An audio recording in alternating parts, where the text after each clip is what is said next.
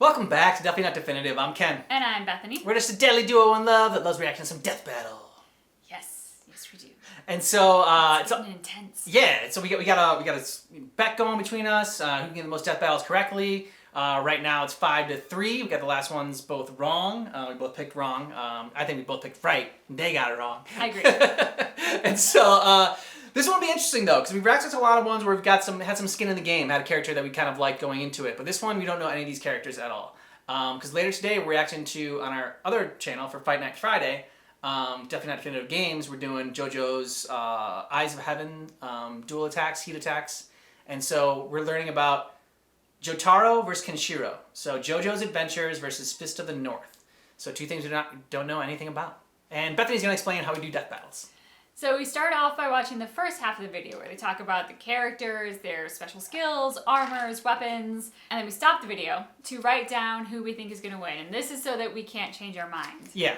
Then what we'll do is we'll reveal who we think is going to win, maybe say why, if we're so inclined, and then go on to actually watch the death battle to see which of us is right, which of us is wrong, or in some cases, we're just both wrong. Yeah, I mean, a lot of times, someone said that we should start keeping a tie tally. Just because we've tied so many times. I mean, there's so many times we picked the same character. So we'll see. But what if the tie tally wins over you or me? Does that mean we split the cosplay? Okay, so here's the new wrinkle. There's a wrinkle. If it ends up that Bethany and I have tied more times than either one of us has won, so that we both picked the same, yes. So it ends up that Bethany and I have tied before more so than either one of us has wins. Or if it ends in a tie. Or if it ends in a tie, Bethany and I will both submit 2 suggestions for cosplay, and then the community will vote on it. I'm okay with that. Okay. All right. So that's what's at stake for the tie now. Now you are involved in it as well, so you might want us to pick the same character. Okay, I feel like we have to go back now and see if we tie, because if they get to pick, I'm sure they're going to be much more involved in wanting to make sure that we count those ties. Yeah. We will go back and we'll get the ties. We'll put that in that'll be in the description of this video. I will make sure that we have the tie score tally. I will double check that. And it shouldn't be too hard. And then you can double check my math as well. And yeah, and then so we'll see. So now you're in it. So now it's everyone's involved. We all have skin in the game. We all have skin in the game. All right. I like that. All right.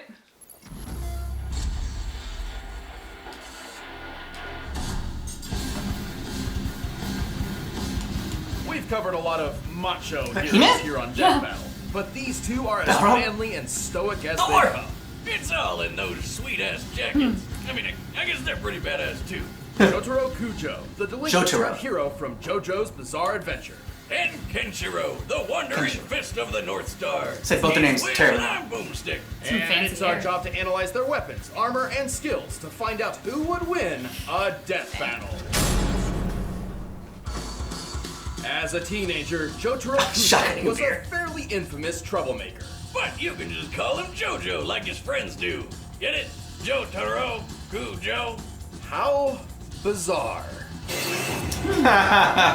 Well, being a high school hoodlum isn't usually a good idea. It worked out great for him, because he toughed up a lot. At the age of 17, Jotaro was arrested for brutally pummeling 4 known gang members, who were armed with knives and small things, with apparently his bare fists. But Jotaro had a bigger problem. He didn't know how he did it. He knew he was tough, but not that tough. So he came to the only conclusion that makes sense. He was possessed by an evil spirit! Oh. Just like my pet rat. Yeah, wait, is that why he's been scratching pentagrams all over his cage? You'll find out. But then Jotaro did something absolutely crazy. To prove his theory, he swiped a police officer's gun, pointed it straight at his head, and fired. Oh my God. And that's how he died. Just kidding! A third arm popped out of his body to stop the bullet, of course! This strange being attached to Jotaro wasn't an evil spirit at all. It's an entity physically generated by Jotaro himself, and inherited through his bloodline. Yeah, lots of the JoJo family has them, including his granddad, Joseph. These beings are called stands, literally because they stand by you. I mean, I guess it's not wrong. It's so lame. Stands are powered by their user's life force, and turns out Jotaro's life force is supercharged because he's got one of the strongest stands of all, Star Platinum. Star Platinum has superhuman strength, speed, precision, and vision. He can even phase through bodies and affect a person's inner organs. Sweet. Plus, while Star Platinum Neo. can take a solid hit, my most stands can only be damaged by other stands or stand users. Huh. So he's basically invincible unless he's fighting another stand? Exactly. In fact, unless you have a stand of your own, you wouldn't even be able to see Star Platinum. Oh great, so he's invincible and invisible. And when you combine all that with Jotaro's fighting skills and exceptional cleverness, they make a magnificent team. That's good, because Jotaro soon found out his family's old vampire nemesis was out to get him. Dio! With Star Platinum at his side, Jotaro didn't just stand up to Dio, he copied Dio's greatest ability, the time stop. With this new power, Star Platinum can freeze time everywhere for 5 seconds. He can do it multiple awesome. times, though it does need a sort of recharge between uses. Kind of like an ability cooldown in a video game, or me in the bedroom, ladies. But still, he can friggin' stop time. In Jotaro's case, he may be human, but he's strong enough to smash through stone and leap several stories. On the other hand, Star Platinum is said to be faster than light. Sure. Technically he can, because he can stop time or whatever, but he can't really move that fast normally, right? Well, maybe. Star Platinum has matched his speed with another stand called Silver Chariot. Silver Chariot previously defeated a different stand called Hanged Man. Long story short, Hangman moves between reflections at light speed, and Silver Chariot caught him in mid-movement. Granted, Silver Chariot had to use an elaborate plan to force Hangman into moving in a predictable direction. If Silver Chariot was truly faster than light, he wouldn't have needed to resort to such a plan. But the fact he caught Hangman at all is proof enough that he's at least close to light speed. So that means Star Platinum is close to light speed too, and he's got the super strength to back up his super speed. He can lift a steamroller that's around 60 tons. He broke the top of this building off and threw it like a javelin. And then there's the time that he broke a giant monster lady's teeth that were harder than diamonds. The definition of hardness refers to an object's protection from scratches. But we could also compare this to pressure resistance, or the possibility of fracture through a diamond's cleavage. Not that kind of cleavage. The toughest diamonds break around 600 gigapascals. This means Star Platinum can clearly strike with a force equivalent to 3 million tons. Turns out diamonds aren't forever when Star Platinum's around. What can't Ooh, this the guy parasite do? brain implant Sounds better than like a circuit. nobody could beat A him. great Maybe white shark not, out but of the unlike water. stands, Jotaro isn't invincible or invisible. And whenever Jotaro is hurt, Star Platinum feels the same pain. In fact, when a stand user dies, so does their stand, and vice versa. Sure, but with a guy like Star Platinum having his back, I don't think Jotaro has a whole lot to worry about. These two are one kick-ass duo. And stylish. Your receipt. You can keep the freaking change. Can Kenshiro get to JoJo? Because his stand is like impossible. It's the last decade of the 20th century, and the world ultimate question. has been ruined. In this apocalyptic age, the strong survive and the weak kneel. Only one man challenges this new society, and fortunately, he has the literal power to do it. Kenshiro, Fist of the North Star. Like most important protagonists, Kenshiro began his journey to greatness as a young orphan. Lucky for him, he eventually met Old Man Ryukin, who was a pretty cool dude. Ended up adopting Kenshiro along with a few other kids. He was also the 63rd Denshosha, Don't shoot what? It's on safety. a grandmaster of an ancient Chinese martial art called Hokuto Shinken. While anyone can learn the basics of this dangerous fighting style, there can only ever be one grandmaster for each generation. So that's what Kenshiro set out to be. And with words. patience, training, and plenty of muscle building, he was named the next successor of Hakuna Matashin. Too bad his adopted brother got pissed he wasn't chosen and killed Ryukin over it. Talk about a sore loser. With Hokuto Shinken mastered, Kenshiro can focus his energy into his strikes, effectively killing an opponent with a single blow to their pressure points. There are 708 malleable pressure points in the human body, and striking any of them can cause all sorts of effects. Stunning, blinding, healing, restoring memories, making people walk backward. But mostly, they just make people explode.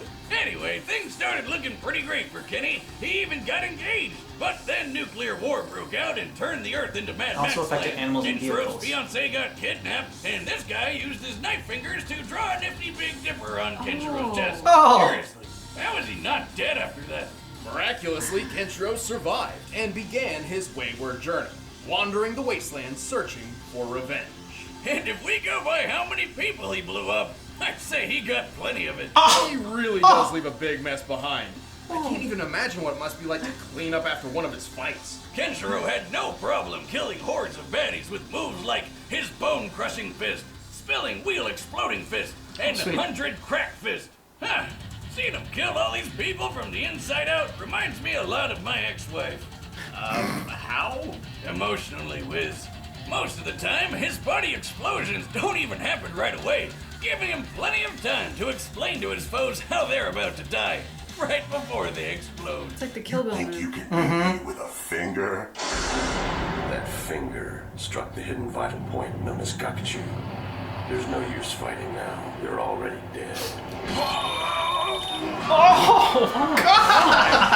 Hakuna Matata isn't just for blowing up people. Sure, Kenshiro has developed a number of legendary techniques, such as the Tenryu Kokyuho. AKA the art of dragon's breathing. According to Kenshiro, this unlocks the full potential of his natural abilities, where a normal fighter would only use about 30%. He can utilize Toki, or his own natural ki, to perform numerous techniques. Most of these involve punching, of course, but he can also create mirage images of himself, sense other fighting auras, and fire ki-based projectiles to attack or defend from a distance. Oh, and he can perform miracles, like making a mute girl speak. How the heck? But even that pales in your name? comparison to Hokuto Shinken's ultimate technique, one which no previous Grandmaster ever unlocked, Muso Tensei. Only those who truly understand pain and loss can apply Muso Tensei. With it, Kenshiro draws upon his inner sadness to enter a state of nothingness. From here, he is impervious to attacks, essentially achieving intangibility. He also somehow connects to the souls of dead allies and rivals, and can even use their techniques, but it's not like he needs them. He's already crazy enough on his own. He smashed the bones of a giant with a single hand, broke a metal table just by standing up, and hit a tank so hard it blew up. He's even strong enough to break a skyscraper in half. And then when it collapsed on top of him, he just walked through it. What a boss. Just the concrete in one floor of an average-sized skyscraper can weigh over 1,000 tons. You think that's tough? Kenshiro can stand in lava. Lava! You know how hot lava is? Up to 2,000. Yeah, really freaking hot, that's what. And remember that tank? Before he blew it up, it shot him square on. It did absolutely nothing to him. Seriously, this guy is manly as hell. お前はもう死んでいる。何? Oh God. Kenshiro. We are tied. You're tied again.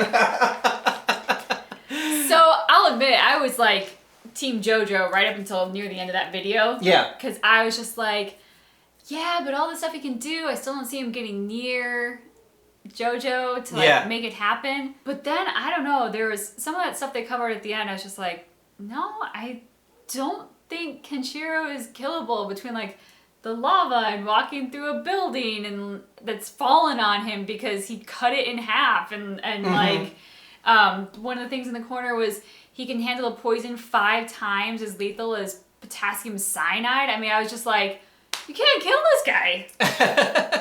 So, you know, he's got an advantage. The reason I like Kenshiro is, one, you know, he's got my name in it. And two, I just identify with him more. He seemed like, I don't know, kind of like more badass to me. And like the fact that he had hit someone with only like one finger. It's like, you think you can kill me with just one finger? He's like, I already did. Like, you're already dead. It's already happened. And like kicked a tank and a building fell on his head and just smashed. I mean, he just had more badassery to it. And I'm not gonna lie, like when JoJo's explanation was going, like it was just so far out there that it was just kind of hard for my like pea-sized brain to like wrap around it, and so I didn't fully understand everything that was going on with it. So I felt a little bit more lost, and like the connection wasn't there. So I just wanted someone to root for, so that's why I went with Kenshiro. I think Kenshiro also has a rougher origin story than JoJo, so we always like the underdog. Yeah, agreed. Okay.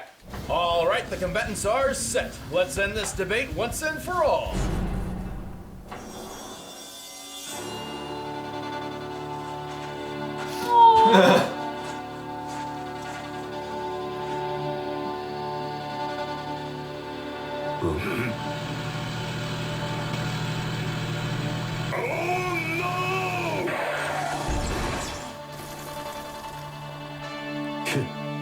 誰だおめえは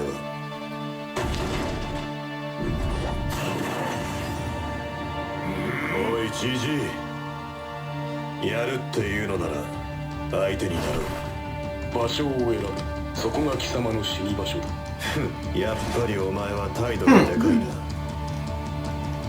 Yes, he does. Okay.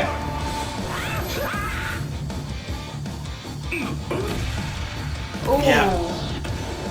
But I think they said at some point he can sense, like, you know, auras or whatever, so he should be able to sense it. Okay, he's just gotta learn. Oof. He's getting owned.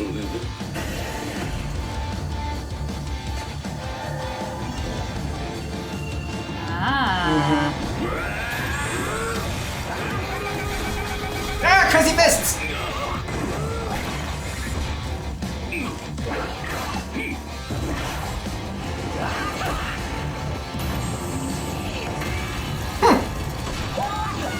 You just gotta do nothing, just stand there. Stand there and look cool. Yep. Yeah, it's why I like cheering for Kenshiro better. Because you're right, he's just like, he's somebody you want to cheer for more. Yeah. And the guy who's just there looking sporty.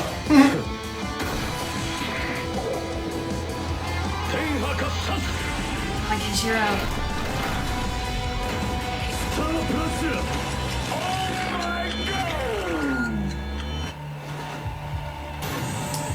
Yeah, froze time. No! 時を止めた Ah, I picked the wrong one. お前はもう死んでいる Oh, he got into it! Oh! Oh, no! Oh, it's just... Oh! Oh, God! Shut it a bed! Nice! KO! Whoa, wait, what just happened? Well, all Kenshiro needed to do to win was just get one hit in. But this matchup was far closer than that makes it seem. Of course it was. Kenshiro spent the whole time fighting Star Platinum, who he couldn't even see. Lucky for him, once he figured that out, his ability to sense other fighting auras helped him keep track of SP. But no matter what he did, Kenshiro isn't a stand user, so he couldn't actually hurt Star Platinum. Then again, Star Platinum's own strength wasn't quite enough to hurt Kenshiro much either. One of Star Platinum's greatest strength feats involves breaking and throwing a small section of a building. In comparison, Kenshiro broke an entire building, let it fall on him, and acted like it wasn't even there. Also, while Jotaro may be skilled in deducing his enemy's weaknesses and strategies in mid-fight, Kenshiro's skills, durability, and straightforward approach meant there really wasn't anything for him to pick apart here. Kenshiro did have trouble with Jotaro's time stopping and Star Platinum's speed. However, with his awesome durability plus additional intangibility when using Muso Tensei, Kenshiro survived the time stops. And the time stops cooldowns between uses gave Kenshiro enough time to work around them. The time stop has been worked around by foes in Jotaro's past before, and as far as speed was concerned, Kenshiro may not have been faster than Star, but a mix of Muso Tensei and Mirage clones were more than enough to get by. And let's be real, Jotaro never stood a chance against Kenshiro by himself. In the end, both combatants had plenty of advantages, but Kenshiro's techniques and overwhelming power ended this fight. Jojo didn't stand a chance. The winner is Kenshiro. Woohoo! Yeah, that was a fun battle, and glad I got to interested in both those characters. But now I want to know more about Fist of the North. Like I'm kind of more interested to check out that stuff. Like we watched this to get kind of more into JoJo's for our Fight Night Friday on our other channel, but like now I'm more interested actually in Fist of the North. Yeah, I mean, there's a great revenge story there, and we're suckers for revenge stories. Yeah. And so, yeah. Okay, so we added the new wrinkle to it that we're also gonna have a tie column. So in this one, everyone got a point. So I got a point, you got a point, and the tie column got a point. Right, now is the tie column, is it just when we tie and choose a winner, or is it when we tie and choose a loser too? Because we've chosen a lot of losers. When we tie and choose a loser too. That's how, so when we tie and choose a loser, that's how the tie starts to get more points than we do. But if we tie and choose a winner, then everyone gets points and it all kind of like goes up. Did you follow all that? I just wish you all the luck in the world as you calculate how many points we all have. To add another wrinkle, because I just kind of keep adding stuff. There aren't enough wrinkles. There aren't enough wrinkles. I do think that whoever wins between us, the winner gets to pick 2, and then the loser only gets to pick 1. So like, you know, if we end up, if the ties end up winning, which they probably will, then, you know, whoever has the most points should be able to get 2, and then the other person only gets 1. So like, you still get something for winning the most death battles between us, at least. Okay. So it's like a side bet. Okay. And then if we end up tying, then we'll get 2 and 2. Okay. Okay? Yes. She's like, yes, dear. If you like this death battle, go ahead and check out the description of this video. We got more death battle reactions for it. They're not all, but you know, with a bunch of math, but not by us. By, you know, death battle's all about math. That's why we get into it. They're all about the confusing math. They do all the science behind their choices. And if you want more Fight Night Friday, we got a link to our Instagram. We should do Fight Night Friday and on Definitely Not Definitive Games as well. Later today, we got JoJo's Eyes of Heavens, all dual attacks, heat attacks, something attacks, bunch of attacks there. Thanks so much for checking out our reaction for this death battle for Jotaro versus Kenshiro, but just keep in mind that our reaction is definitely not definitive. No, Jotaro. I don't know.